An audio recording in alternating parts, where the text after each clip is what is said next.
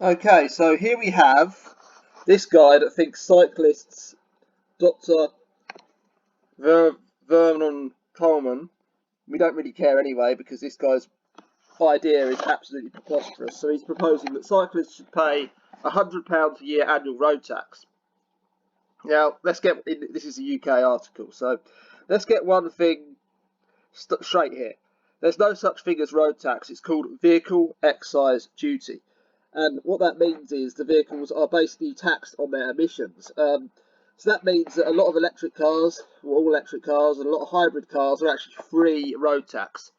That's right, that 2-ton Tesla that still has rubber particles and other pollutants coming off the tyres still took a lot more energy to make it, and the batteries only last 10 years. That's basically a disposable item that gets scrapped every 10 years.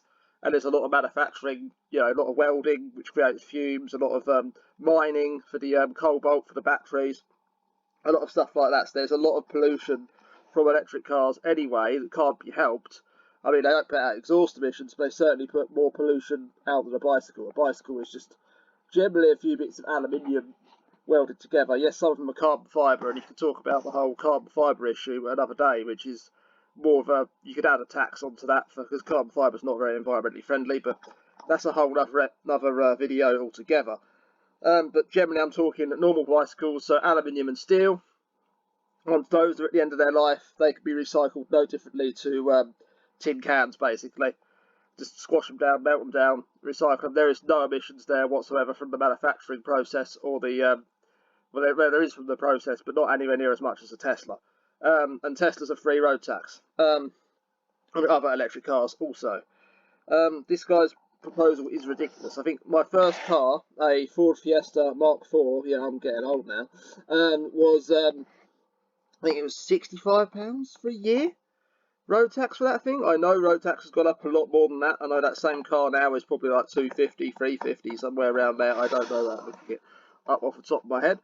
I do know insurance is 1,500 quid for me even now, even though I'm 32, 1,500 quid to insure one of those.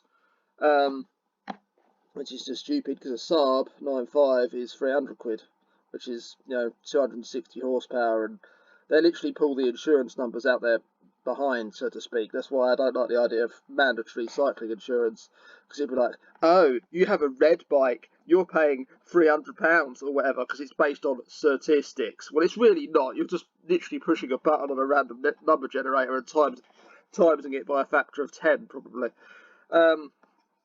So yeah, this guy's proposal is absolutely ridiculous. What he basically says is, bikes cause traffic to go at slow speeds. Well, if you can't overtake a bicycle, you shouldn't be on the road.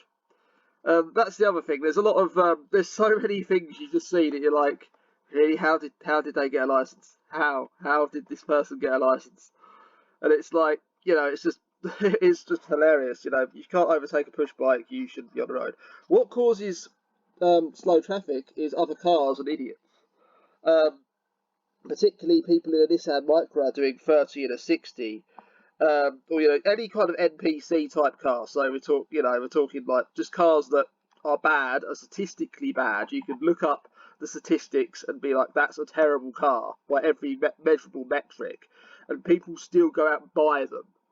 I think some of them should be literally set up just so, no, we're taking your license away. That car's not really a real thing. It's just there to, if you think that's okay to spend £20,000 on that hunk of junk, then yeah, there's a lot of NPC type cars, and they're the cars that, in my opinion, and statistically measurable, are bad. A lot of car people will know the ones I mean. I'm not going to say it on here because of, those companies probably won't agree with me so much, and I can't bother dealing with proving it, but it is easy to prove.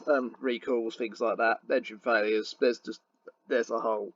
But people will still go out and buy one of those without doing any kind of research, without even typing it into Google whether there's a problem with it. Then they'll usually drive that thing on the road, usually be looking at their iPad. Yeah, I saw that the other day. The guy had over-ear headphones on, and he was holding an iPad or some other tablet, and he was just all over the road, nearly hit a lamppost.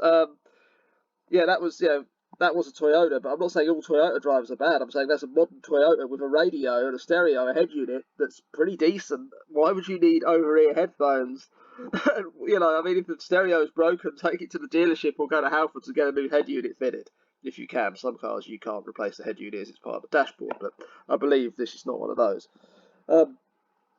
Yeah, this guy's idea of £100 per cycle. Yeah, £100 per cycle. So per bicycle you own, it'll be £100 road tax with compulsory insurance, which is absolutely ridiculous. I mean, you know, bicycles are not luxury items, although yes, there is expensive ones out there, but generally they're ridden by children as a means to get around, and you know, they're ridden by people with hardly any money. That's why they're on a bike, especially at the moment with the fuel prices. That's the whole reason a lot of people are on a bike. Or they work in a town with a really naff one-way system. That's another thing that causes traffic. One-way systems. They are useless. I can't think of an example. Unless cars physically, two cars can't fit down the road. They are a silly idea. It just makes you use more fuel to get to the same destination. Like literally to get to my work, it would be about 100 yards, but because there's a one-way system, it adds an extra 4 miles. So yeah, it's ridiculous. You literally can do it faster on a push bike than you can with a car. It is that bad. That's why I ride to work. I like riding in general, but I would probably use a car in the rain if it wasn't for the fact it's going to take me 4, 5, 6 times as long. It's going to take like literally 45 minutes just to get off the industrial estate. That's how ridiculous it is. Or you get lorries, and I know lorries can't be helped. Lorries are doing their own thing. People do moan about lorries, but we need lorries. So sometimes you'll get a lorry that's unloading, and that just creates a huge amount of traffic because, well, there's nothing else anyone could do. The lorry's got to unload, and maybe they could time it a bit better, yes, but yeah, essentially that lorry's got to unload, and that's holding up all the traffic because everyone's got to get around this massive lorry. Whereas me on a bike, I'm just going straight down the cycle path, and there's no traffic hold ups there at all. As for the whole the structure of the, so it's just one of those, so if there is a cycle path available, even though some of them, they should definitely be checked because some of them are really bad, like puncture hazards, potholes. They're just generally pretty terrible. Although I'm not really one of the picky type of guys because I ride a mountain bike, so I'll ride on anything. The cycle path to my work's really, really bad. It's like a little mountain bike track because of how cracked and messed up it is.